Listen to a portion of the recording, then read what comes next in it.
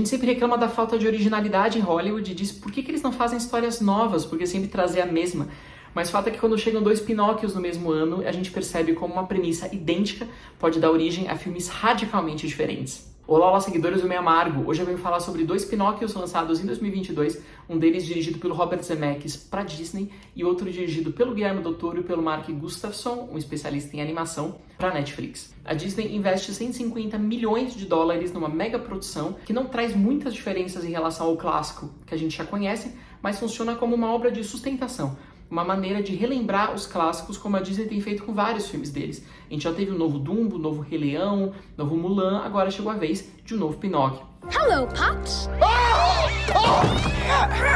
Já o Guillermo del Toro trabalha com uma produção muito mais modesta, que custou 35 milhões de dólares e que parte de um projeto pessoal dele, que ele já tinha mais de 10 anos, que era de resgatar essa história por uma perspectiva muito mais sombria.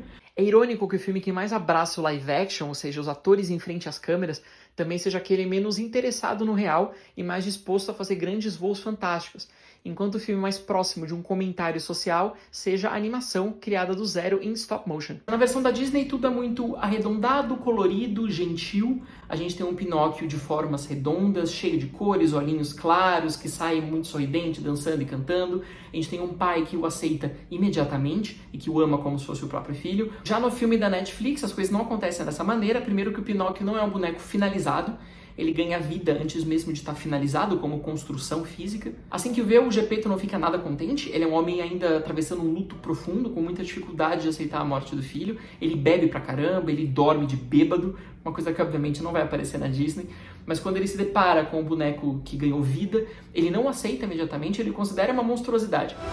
A story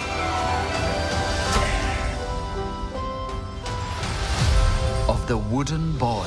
Não se esquece de me dizer aqui nos comentários qual das duas versões você gostou mais e por quê. A própria sociedade ao redor não vai aceitar muito bem o Pinóquio, primeiro porque eles estão no momento, enfim, de um fascismo reinante naquela Itália. Sim, a gente está falando dos ideais do nazismo muito claramente, mas o Pinóquio só vai ser tolerado ali dentro quando percebem que ele é feito da madeira italiana mais nobre que tem, ou seja, um equivalente, né, de ser um branco ariano puro, entre muitas aspas, e também quando percebem que ele, enquanto boneco, não pode morrer. Isso seria muito útil numa guerra se ele for considerado como um soldado incapaz de morrer. Na Disney toda a questão está ligada à moral e à virtude. É o garoto que precisa descobrir dentro de si mesmo a importância de respeitar o pai, de que ser um garoto de verdade não é apenas ter carne e osso, mas também ter valores. Na versão do Del Toro não é apenas uma questão de o garoto se descobrir íntegro, se descobrir verdadeiro ou não, é como ele vai resistir às pressões que ele vai descobrir na sociedade. Ou seja, enquanto na Disney o Pinóquio era sempre perguntado se ele queria ir, você quer ir trabalhar no circo, você quer ir na feira dos prazeres para as crianças, e ele dizia que sim,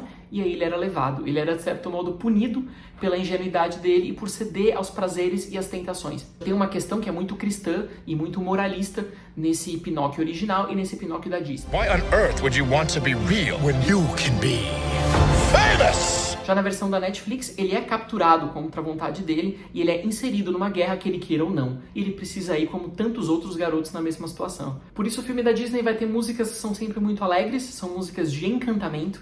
Elas aparecem sempre no momento em que tem alguma magia, ou que é um chamado à aventura. Quando ele chega a essa feira mágica das crianças, a única violência que ele vai encontrar são crianças quebrando relógios, ou no momento em que elas xingam umas às outras. Mas o Robert Zemeckis dirige esse momento como se fosse a fantástica fábrica de chocolates dele. Já a versão do Del Toro, ela, ao contrário do encantamento, ela propõe um desencantamento.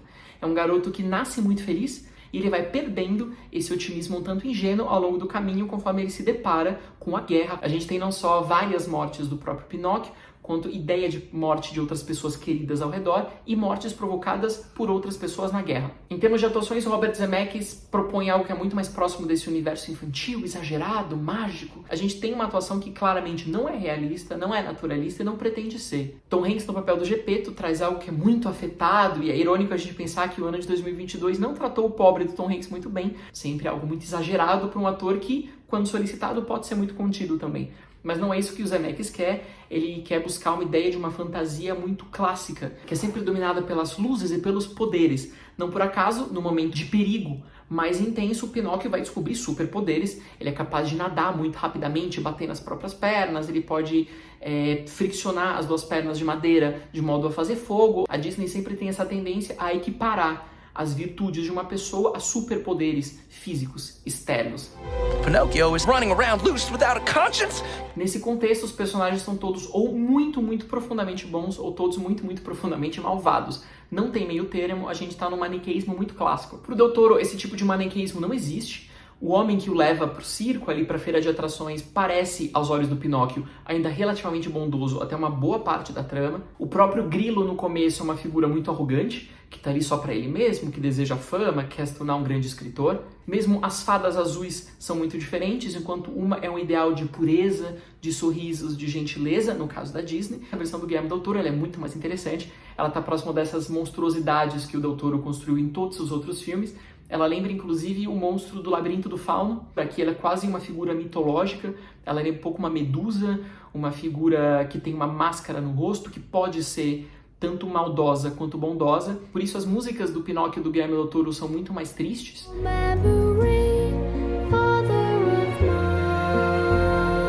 Elas aparecem em momento de perda da inocência. A paleta de cores é muito menos colorida, é um filme mais bege, mais cinzento. E quando confrontado aos perigos, o Pinóquio simplesmente vai tentar sobreviver. Ele não tem nenhum grande poder para além do nariz que cresce quando ele mente, que é o clássico da história.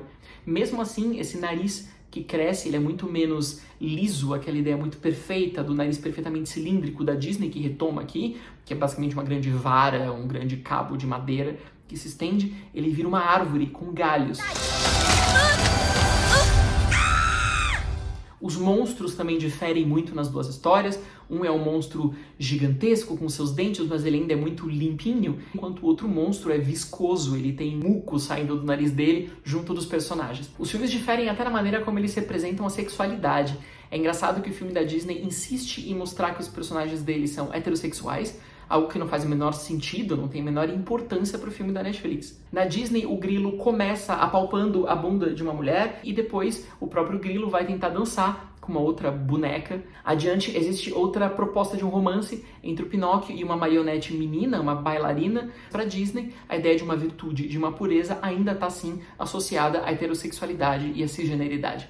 No final das contas, a Disney atualiza muito pouco a sua história, tem poucas piadas, mas nada maliciosas, como, por exemplo, chamar o garoto que é feito de pinheiro de Chris Pine. Pine é pinheiro em inglês, porque também tem o ator Chris Pine. Na versão do Guillermo del Toro tem muito menos humor, é algo muito mais melancólico e focado na superação de traumas. Aqui, crescer é você poder enfrentar a autoridade paterna, tem um filho literalmente atirando no próprio pai, tem sangue nessa história, tem muitas pessoas morrendo na guerra. O que tem de mais interessante nessa versão do Del Toro e do Gustafsson é que eles compreendem que os contos infantis originalmente não eram nada fofos, nada bonitinhos, nada acolhedores e otimistas, com pessoas que se apaixonam e ficam felizes no final. Pelo contrário, Bela e a Fera, Cinderela, Pequena Sereia, Chapeuzinho Vermelho eram extremamente sangrentas, violentas, e é isso que ele tenta adaptar à nossa realidade. A gente pode falar não só de visões de cinema muito diferentes sobre como são filmados, mas também sobre visões de mundo que são radicalmente opostas. Tudo isso a partir da mesma história, do mesmo Pinóquio. É isso, eu fico por aqui hoje. Não se esqueça de seguir esse canal, ative as notificações para não perder nenhum vídeo novo. Também curta, compartilhe, deixe seu comentário e siga os textos publicados no meiamargo.com. Até a próxima. Tchau, tchau.